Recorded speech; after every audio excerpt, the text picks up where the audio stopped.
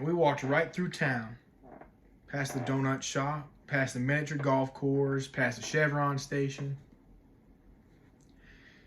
And he opened up the bottle and passed it to me. Before he even took a drink, he offered it to me first. I took it, drank it, and handed it back to him. And we passed it back and forth until we drank the whole thing dry. And we never said a word the whole time. And then finally, we get to this old White House with a red awning on the far side of town. I'll never forget that red awning because it flapped in the night breeze and made that porch light glow. It was a hot desert breeze. And the air was like new cut alfalfa. So anyway, we walked right up to the front porch and he rang the bell. And I remember getting real nervous because I wasn't expecting to visit anybody. I thought we were just out for a walk. And then this woman comes to the door, this real pretty woman with red hair. She just throws herself into his arms. And he starts crying. He just breaks down right there in front of me. She's just kissing him all over the face and holding him real tight. And he's just crying like a baby.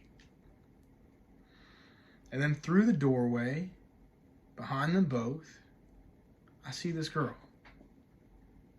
She just appears. She's just standing there staring at me. And I'm staring back at her. And we can't take our eyes off each other. It was like we knew each other from somewhere, but we couldn't place where.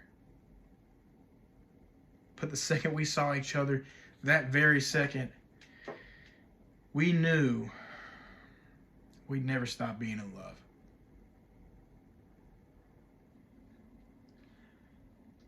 This morning I was watching TV and Katie Couric was interviewing this fireman. And she was being like all meaningful. And she says, "Can you possibly explain what it's like searching through the rubble for your friends?" And I wanted him so bad to say, "I don't know, Mrs. Oates. Can you possibly explain what it's like now that your husband's dead?" But no.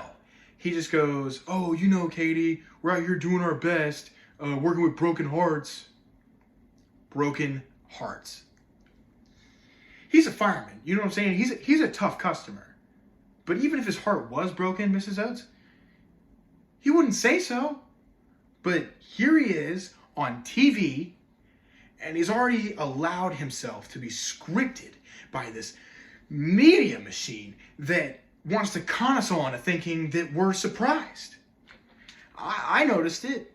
I noticed it when it happened. Don't get me wrong. It was new information, but there's a difference between not knowing something's going to happen and acting surprised when it does. I mean, when you take a shit, Mrs. Oates, are you surprised?